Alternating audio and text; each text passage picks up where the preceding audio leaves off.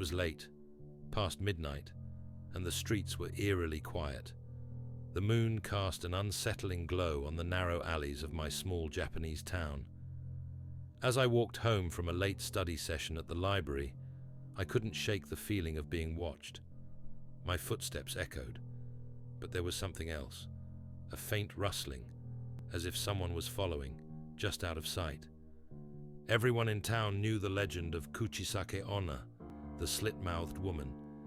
They said she appeared on lonely streets at night, wearing a surgical mask.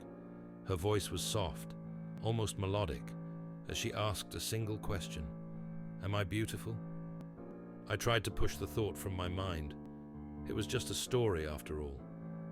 But lately, there had been strange rumors circulating. People spoke in hushed tones about sightings of a woman in a trench coat, her face hidden behind a mask. As I turned the corner, the feeling of unease grew stronger. Ahead of me, under the glow of a flickering streetlight, I saw her, standing perfectly still. A woman dressed in a beige trench coat, her face obscured by a white mask. My heart began to race. I tried to keep my head down, not wanting to make eye contact. But as I passed her, she spoke, her voice chilling in its softness. "Am I beautiful?" I froze. My mind raced through the legend. If I said yes, she would reveal her hideously scarred face. If I said no, she would become violent. I didn't answer. I quickened my pace, my heartbeat thundering in my ears. By the time I reached home, my nerves were frayed. I bolted the door, trying to calm down. It was just a woman, I told myself. Probably just someone out for a late-night walk. But that night, I dreamed of her.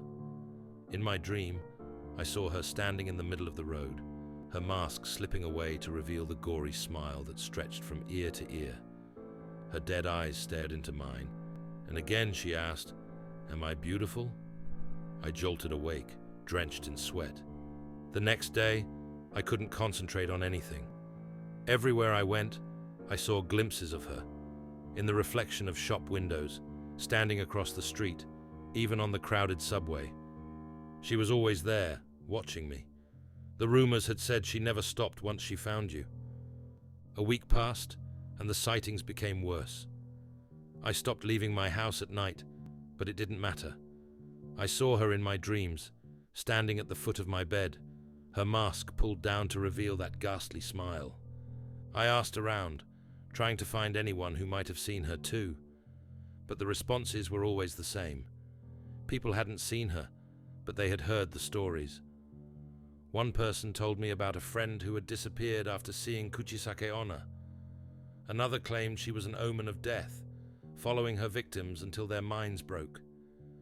I started losing track of time, my reality warping under the constant pressure of fear.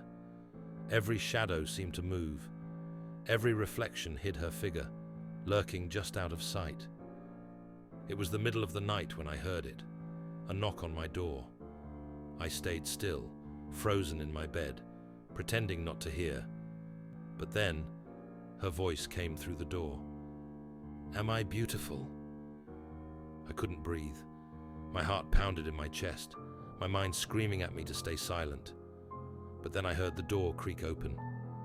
Slowly, I forced myself to sit up. My eyes darted to the doorway. She was there. The woman in the trench coat, the mask still covering her face. She stepped into the room, her voice softer now, almost like a whisper. "Am I beautiful?" I couldn't think, couldn't speak. The room seemed to close in around me as she stepped closer.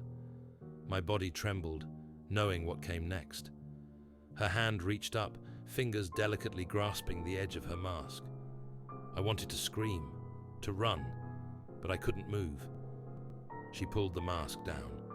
The scar was worse than I had imagined, jagged, cruel, stretching from ear to ear. Blood oozed from the fresh cuts, staining her cheeks.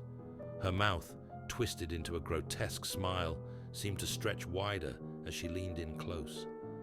"Am I beautiful now?" I gasped, my throat dry. Desperation took over, and I remembered something I had heard. You were supposed to confuse her. "You're average," I whispered, my voice shaking. She stared at me, her smile faltering for a moment. Then, without a word, she vanished, disappearing into the shadows, leaving me in the cold, suffocating silence of the room. The following morning, everything felt surreal, as if the encounter had been nothing more than a bad dream. But the deep, clawing fear in my chest told me otherwise. I knew she would return. No matter what the rumors said, I knew one thing for sure. Once Kuchisake Onna has her eyes on you, she never truly leaves.